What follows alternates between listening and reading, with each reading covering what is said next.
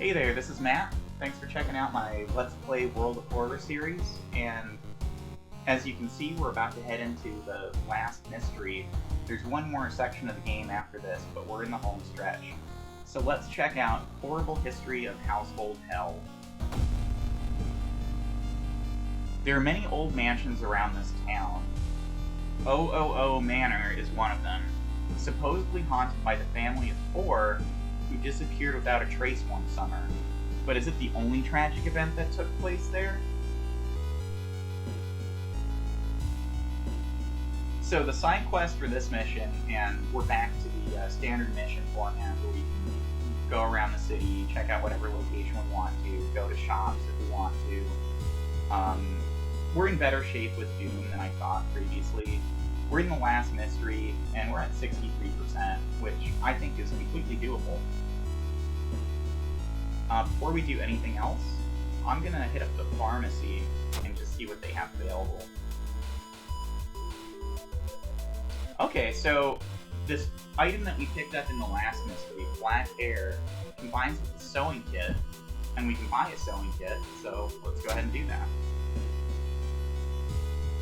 And if we combine it, we have a sewing kit with hair, and it looks like it didn't consume the original sewing kit, so we have, I guess, 2 sewing kits now. And the sewing kit with the hair gives us +3 stamina and +3 reason, which is super awesome. The regular sewing kit gives us +3 stamina, but -1 charisma, so I'm not going to use that unless I really, really have to. Friends you've talked with are not sure where the mansion itself is located. You have to find the mansion first. A trip to the library may shed some light on it, so let's investigate the school. Walking through the crowded space, someone bumps into you and quickly apologizes.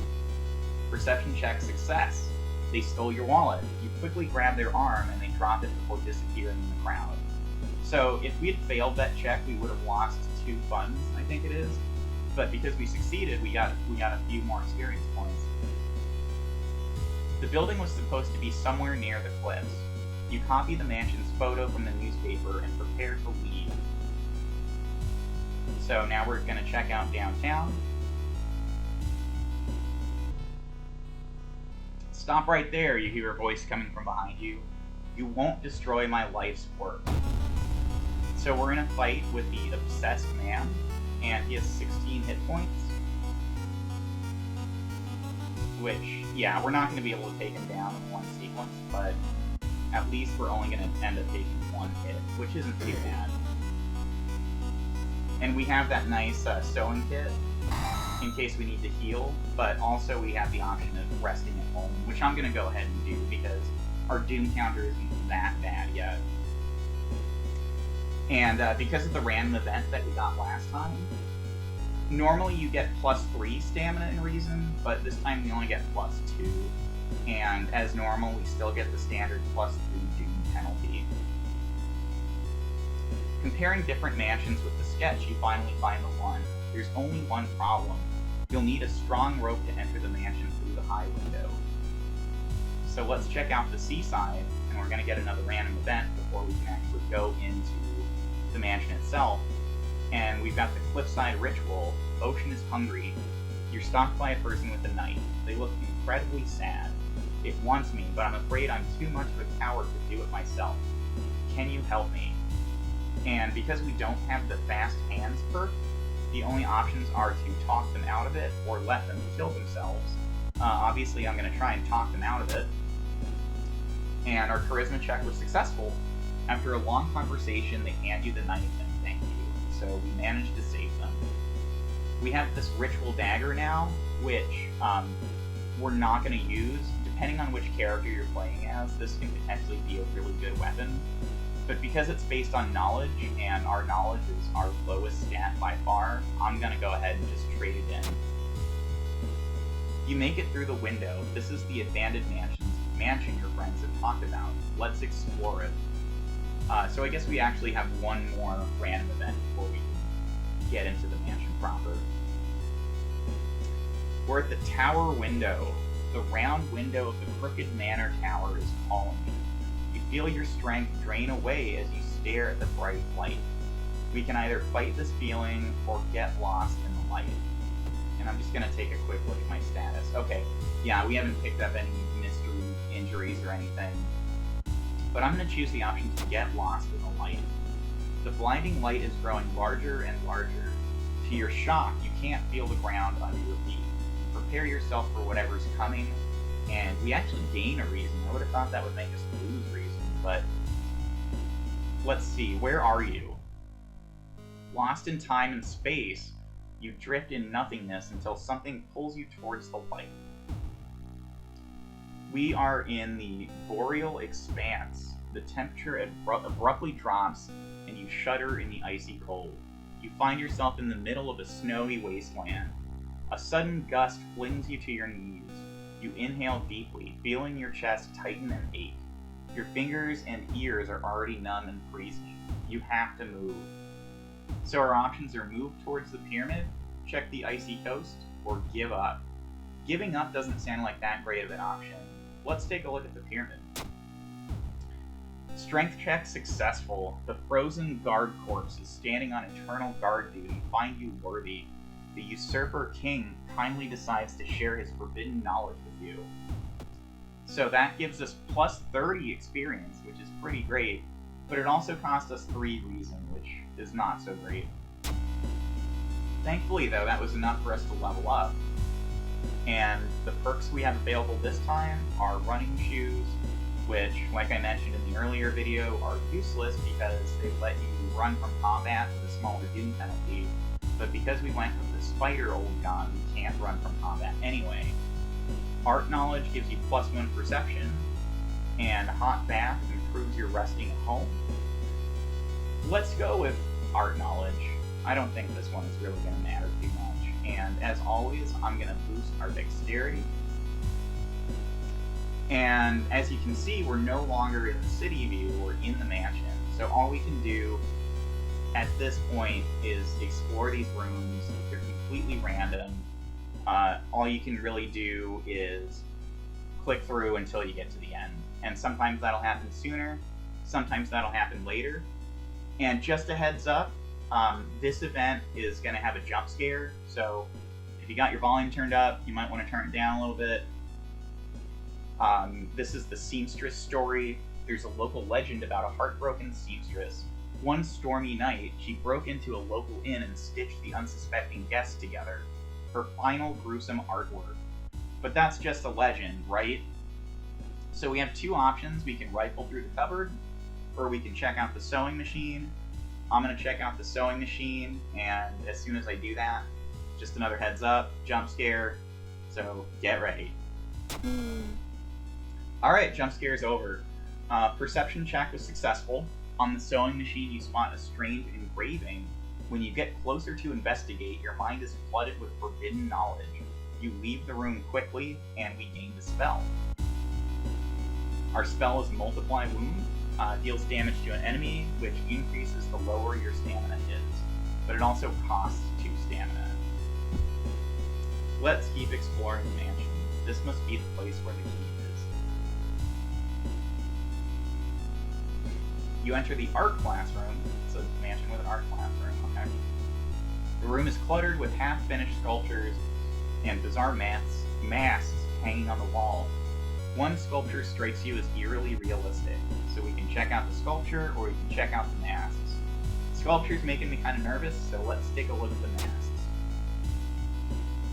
One mask looks similar to the design you once saw in an old book. You decide to take it with you, gaining an item, which is the Stalker's Mask. Plus 1 damage against human enemies. Well, given that I really don't want to take off the Crestfallen Mask, because that's going to instantly boost our doom by plus 10, I'm going to trade it in. You heard a weird noise coming from the locked study. You must find a key. A sudden growl coming from behind a corner makes you stop. And we are fighting a Rumu ghost. And this is going to be a pretty tough fight, actually, because being a ghost, we cannot harm them with physical attacks. So we can burn leave an offering, burn Imperial Offering, and attempt to damage, or an attempt to appease the ghost, dealing 6 damage. But if we do that, we don't really have enough actions to do anything else. Looking at the defensive actions, which I haven't really used yet, but I think what I'm going to do is a mixture of, because we have so much funds to spare, I'm going to leave an offering, followed by 3 dodges, which I really hope means that she's not able to hit us. I don't know if dodging is cumulative, but here's hoping. And she hit us anyway. So let's do the same thing. 3 dodges, leave an offering, and hope we don't get hit. You dodged the attack. Alright.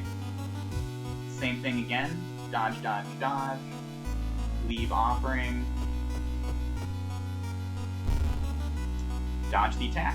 Alright, we're actually having pretty good luck with that strategy, and thankfully I have a lot of money to burn and nothing else to use it on for the rest of the game. So let's do the same thing. Offering, dodge, dodge, dodge.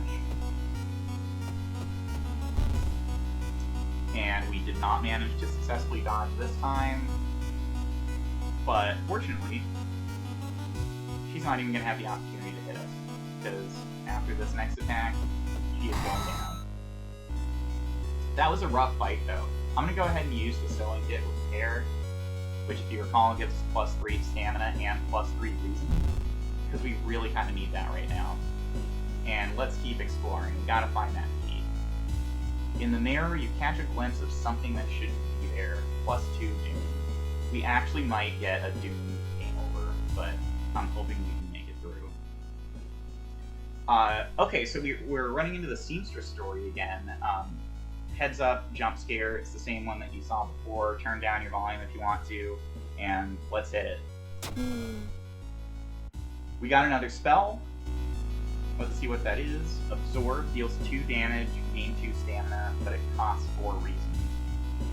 So one thing you can do with spells is you can forget them to gain your reason. I'm gonna go ahead and do that with at least these spells, because they're really not gonna come in handy at all.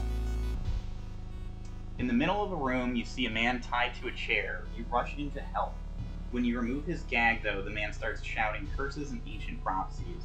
You fall on the floor, your mind flooded with unspeakable images as the man slowly stands up, completely ignoring the chair he was seemingly tied to. Okay, this guy does doom damage. We're probably screwed. I'm gonna try to play it safe and dodge, because, yeah, if our doom counter hits 100, it's probably gonna hit 100. I think we're gonna get a game over pretty soon. But let's do our best.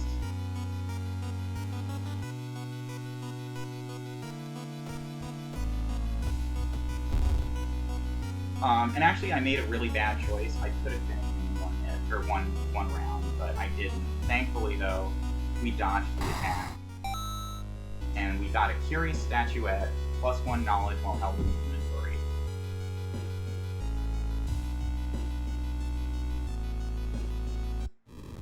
Oops, game over. Yep, it was worth a try, but our doom counter has hit 100%, and Kitak Amaterasu is free once again. The invisible strands of the spider web slowly cover the entire city, entrapping everyone, including you. Wrapped in a cocoon, suspended in a near-death state, you will wait days, months, or maybe years until it's finally your turn to be eaten. Yeah, like I said, this game is pretty hard, even on the easiest difficulty level, which we were playing on. And it gives you some statistics. We did manage to get to level 5, that was pretty good. But, oh yeah, and it says it was a really long playthrough because I left this running overnight. But yeah, it was worth a shot. We made it pretty close to the end, but I think what I'm gonna do for the next playthrough, and because this game has permadeath, there's no way to save your game and go back if you screw up and get a game over. Game over means you gotta start from the very beginning. So what I'm gonna do for the next video is let's take a look at a different character and a different old god. Thanks for tuning in. Hopefully we'll have better luck next time.